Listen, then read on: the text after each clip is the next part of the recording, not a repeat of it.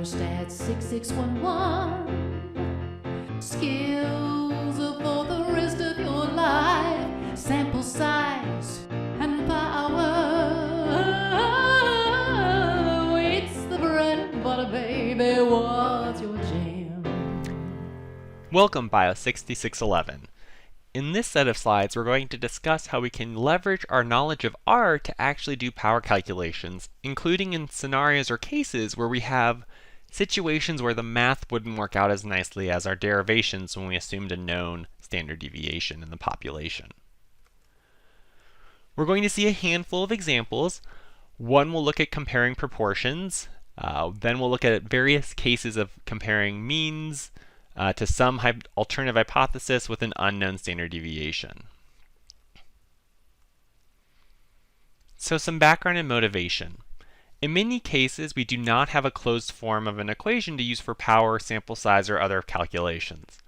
For example, if we're comparing the means of two samples and we do not assume the standard deviation is known, we won't have that nice closed form solution we could derive previously based on the standard normal distribution.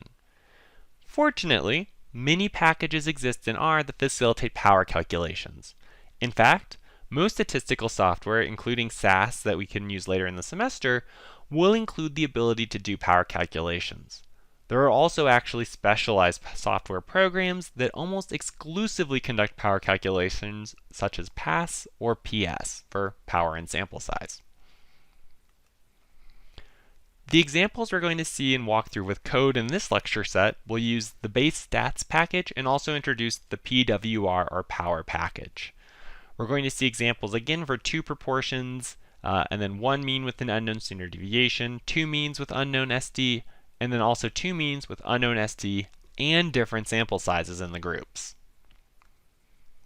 So let's start off with just some examples of how we can compare two proportions if we were to design a study where the outcome was some sort of binary yes-no event. Here's where we're going to leverage the power.prop.test function in base R's stats package. We see here at the top of the slide, I'm just writing out what the function is in its structure based on the help documentation, and also the details tell us that we will define all the parameters except one for n, p1, p2, power, and sig level, and then whatever one we pass as null will be the one that we solve for its power, sample size, detectable difference, or so on. One thing to note about this function, P1 and P2 are representing the probability or the proportion in the two groups that we expect for a given scenario. And so if we were to want to solve for, let's say, the expected difference, if we want to solve, let's say, for P2, it will search based on the way the function is set up for all possible solutions that exist, but it has to be between P1 and 1, because we know a proportion will be between 0 and 1. Likewise, if you left P1 as null, it would search for possible solutions from 0 up to P2. So it is possible just to be aware that it kicks back an error and you just need to reverse the roles of P1 and P2 for a given problem. So let's look at an example of calculating the power for a proportion. We have Professor Vacasin who wants to conduct a study that compares the proportion of participants in a vaccine trial who ultimately contract the disease. They ask what their power is if they expect P1 to be equal to 0.1, P2 to be equal to 0.2, or 20% we'll say, alpha to be a 0.05, and they are going to enroll 250 per group. Now, based on the function of this setup, we just plug in those values into our R code here for the proportions and the sample size and our desired type 1 error rate, and we see we get the following output below. The nice thing about these functions is that they summarize the inputs we already gave, and then whatever was that null value or thing that we didn't define in the function, it gives us the resulting power we would have in this case. So we could say that there is approximately 88% power for Professor Seen's vaccine trial, where they expect the difference to be of 10% with 0.1 and 0.2 for the two proportions. So we can tell them they have a fairly well-powered study, at least in the sense that it's above 80%. Now let's look at an example with proportions for identifying the detectable difference. Here, Dr. Keebler-Elf is conducting a study where individuals are randomized to either receive an oatmeal chocolate chip cookie or an oatmeal raisin cookie that looks like chocolate chips. They are measuring if a participant reports surprise at the cookie they ate. They expect only 5% of chocolate chip participants to be surprised and want to know the minimum level of surprise they would detect if they desire 80% power, a 10% type 1 error rate, and randomize 22 individuals to each group. So here for Dr. Elf, we would take our function and plug in that sample size for each group we expect to enroll or randomize, so 22. We then plug in our difference that he has an assumption for already, so 5% of chocolate chip participants, our desired 10% type 1 error rate, and power to our function, defining then P2 to be null, the thing we wish to solve for. Enter that into R, and we see we get the solution that under these settings we would be able to detect a difference of 5% with chocolate chip surprise versus about 34% for oatmeal raisin surprise. So, Dr. Elf, if they're trying to determine if that's a meaningful difference or one that would be worth trying to detect, could move forward with the study given their assumptions, assuming they're true, and would detect that difference of 34% with the 22 individuals if it exists. Another thing we can use R for is comparing one sample means or multiple two or more means of samples with the unknown standard deviation.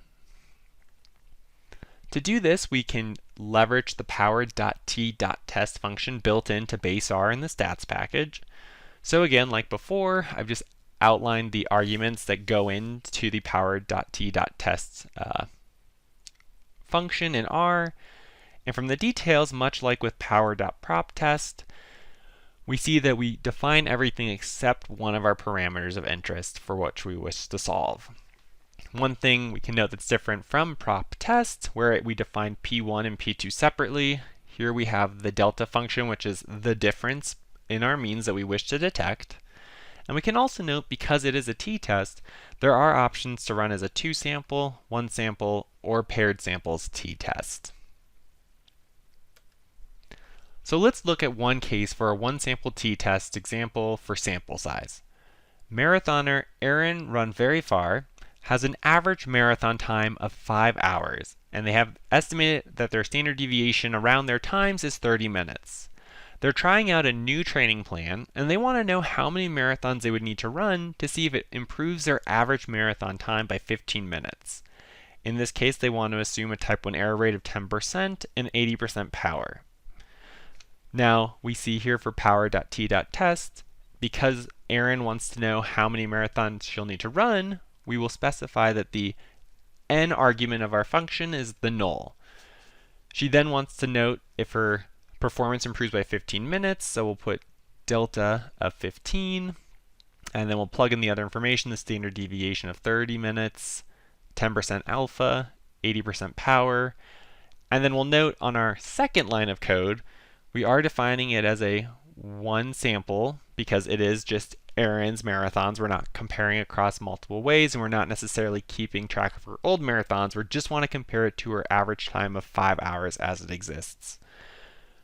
Then we also need to note, in this case, we do want to specify the alternative to be one-sided because Aaron wants to know if it improves her average marathon time by 15 minutes, not that the actual training plan makes her worse. So we're going to make it a one-sided alternative to reflect the context of our problem. So with all of this plugged in, we can note again that the way the output spits out, everything else that I've just marked here on our lower part of our output are the inputs we gave for the assumptions for Aaron's case. What we then see is that for her to detect an improvement of 15 minutes, if it exists, will be based on this n of 18.9 marathons, or again, we round up in cases for sample size to ensure we maintain our desired level of power. So really, she will need 19 marathons to detect a difference of 15 minutes, assuming it exists, given our assumptions of alpha 0.1 and 80% power. We can also then look at comparing two means where we still assume an unknown population standard deviation. And so our first example will be using the two-sample t-test for power calculation. Dr. Hart B. Earn, a gastroenterologist, wants to compare if patients' quality of life differs for those who practice breathing exercises versus taking a proton pump inhibitor, or PPI, based on a 100-point validated scale about quality of life. Dr. Earn expects a difference between the groups of 10 on that scale, a 100-point scale, with a standard deviation of 20, and they expect that they can enroll up to 20 people per group. What is their power if they desire an alpha of only 1%? Well, here again we can see our power.t.test function, where we just plug in our values and just specify, in this case here, that power is equal to null. We'll note that unlike our one sample, we do specify explicitly here it's a two sample. And in this case, Dr. Earn hasn't given a direction for the difference, so we do specify it's two-sided. We don't care necessarily at this time, at least, in defining the power calculation if it's a difference that favors the PPI or the breathing exercises. Once we enter that into R, we see this somewhat unfortunate conclusion that under Dr. Earn's assumptions, we would only have about 14% power. Obviously, this is very low, and in fact, it's getting so low that we might even confuse it with the fact that the type 1 error rate of incorrectly rejecting the null when the null is true. So, sorry, Dr. Earn, it doesn't seem like your study at this point is very feasible. Now, of course, the way we do research, we don't just give someone one conclusion and have their heart break. So we have here Dr. Earn's heart sank when they heard about their estimated power of 14%. However, they know of other validated instruments that could be used that may have less variability and are still on a 100-point scale. So let's say they're still looking for the difference of 10, they want that 1% type 1 error rate, and they still think they're only going to get 20 per group.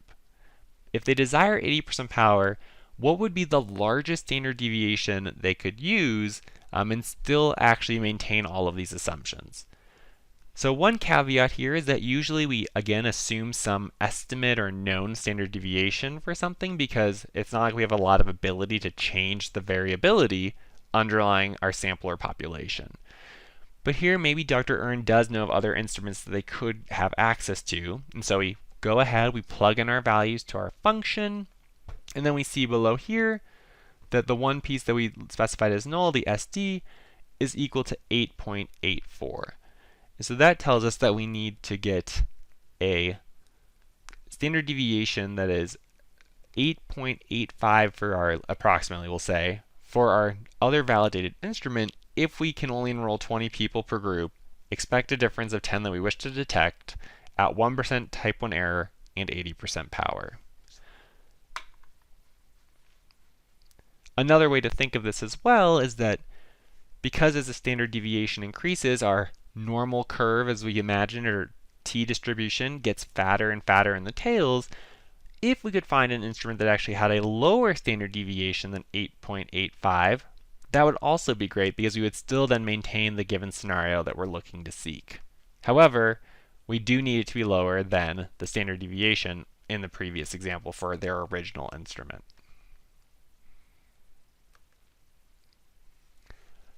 Now let's look at a case for the two-sample t-test, or comparing two sample means, for the detectable difference.